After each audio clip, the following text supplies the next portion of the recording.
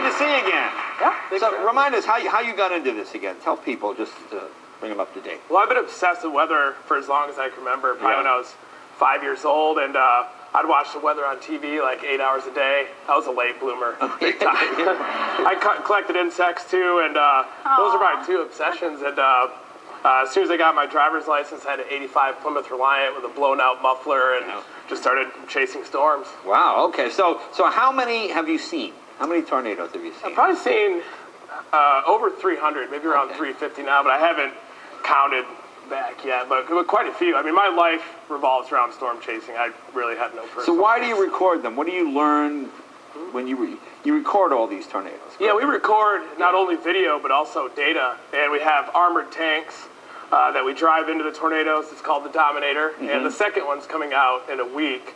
And we drive into the tornado and then measure the vertical and horizontal winds inside to try to better understand exactly what kind of wind speeds are causing that damage. Okay, so it's not just, you say a vertical, so you have, we all know the spinning, obviously, but there's one that goes straight up, an up and down breeze, up and down wind, is that what you're saying? Yeah, it's almost like a vacuum cleaner. So in addition to the intense horizontal rotating winds, you get incredible updrafts.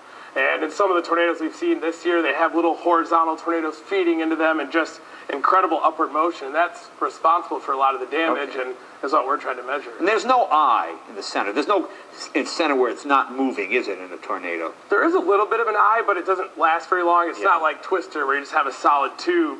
It's very chaotic. Your ears are popping from the pressure fall, and it's definitely intense. And why so many now?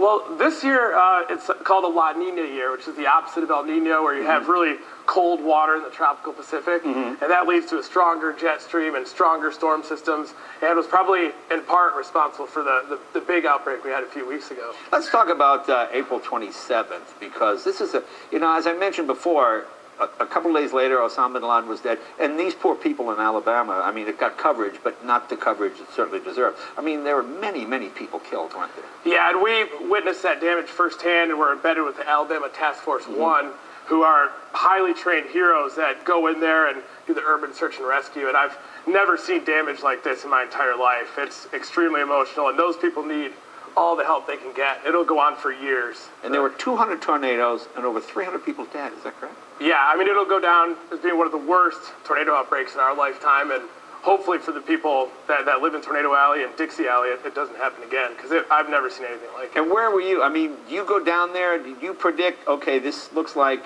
this part of the country is going to get hit? Yeah, the morning of, we look at computer forecast models, and you could even see this one coming 3 or 4 days in advance. And all the parameters. I mean, dumb question, but are there sirens? Do they let people know? I mean, like here, they can predict an earthquake maybe 30 seconds or a minute before, and things go off.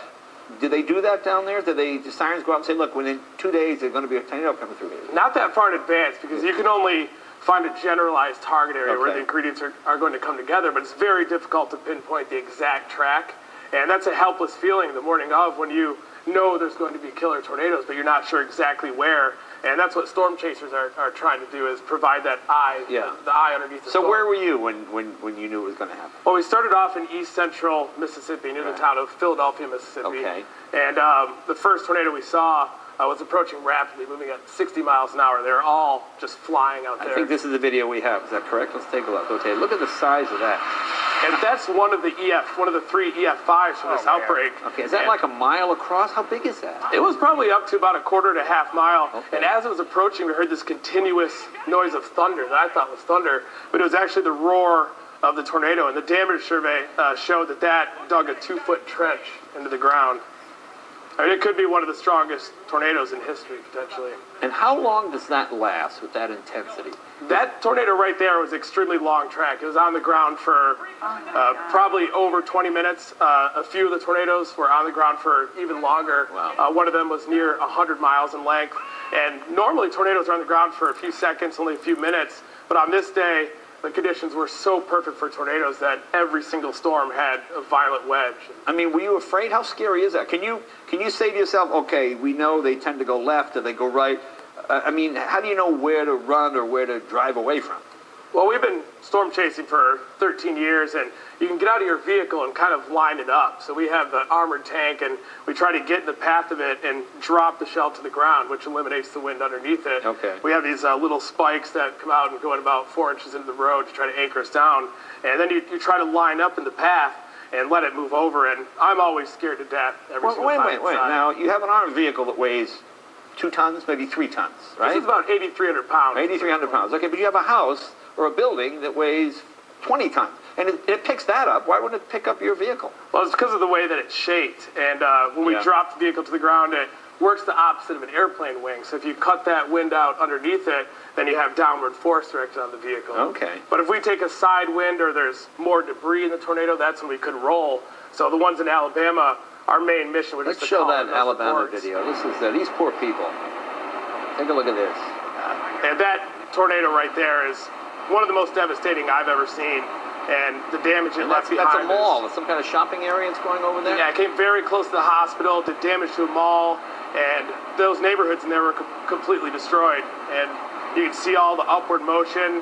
That's like something you'd see in the plains, but then you superimpose a town in front of it, and it's something you can't describe in words.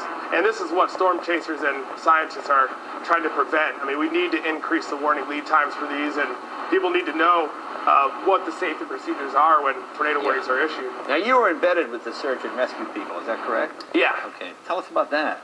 It was an experience like I've never had. I mean, I think all storm chasers should see that side of tornadoes, and it gives you immense respect, a huge amount of motivation to try to better understand them as scientists. And those guys are doing amazing work out there. They were flying military helicopters and going to even some of the most remote areas like Smithville and Hackleburg. Yeah. And what do you do? Are you there and you see a tornado coming? What do they go? 60 miles an hour, you said, something? Out east on that day, they were moving at 60. But the ideal one for research is one that is in the middle of nowhere, has no debris, is moving slow, and we'll line it up, get in the path of it, drop the vehicle to the ground, we fire up our radar. Yeah, but those of us that don't have a vehicle that's put on the ground, I mean, let's say you're in a car or you're in your house, you see a tornado come. Do you get in the bathtub? Do you get in the closet? Where do you go? Yeah, if you hear that siren, you have to take it seriously. Right. The safest place to be is underground, in a basement or tornado shelter. If you don't have that, an interior room or closet that's sturdy, get in a bathtub or cover your head. But a mobile home is the worst place. Yeah. So you know, if you live in a mobile home, you need to have a safety plan where you know somebody with a tornado shelter. And how can folks help? You know, it's funny. Katrina had a name. So it's easy for people to go, Katrina, and you give your money, Katrina. How do we help folks in Alabama? They're just devastated and all the time. What's Red Cross, Salvation Army, what? Well, people need all the resources down there that they can get. The redcross.org, salvationarmy.org is a good place. And there are also local charities as well for each of the individual tornadoes, like Tuscaloosa, Hackleburg, Smithville, and many more. Well, it'll be on this Sunday. The special will be on this Sunday. And Reed, thank you very much. And folks, do what you can to help out folks in Alabama. There. But on the Discovery Channel. We'll be right back.